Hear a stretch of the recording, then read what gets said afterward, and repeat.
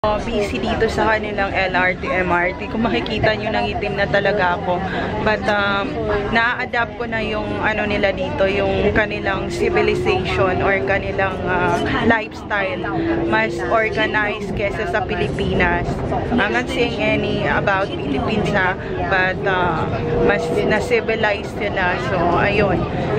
Medyo may high-tech talaga yung mga hotel nila compare sa Pilipinas. Kamunti ka na ako hindi makalabas dun sa glass na yun. Akala ko nasa PVP ako sa bahay ni Kuya.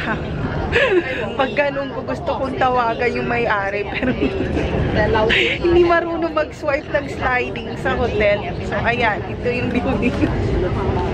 Chitlong.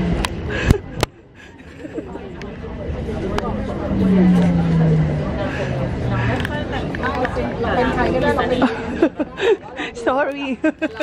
No posting raw. So, ayaw. Ayaw nila ng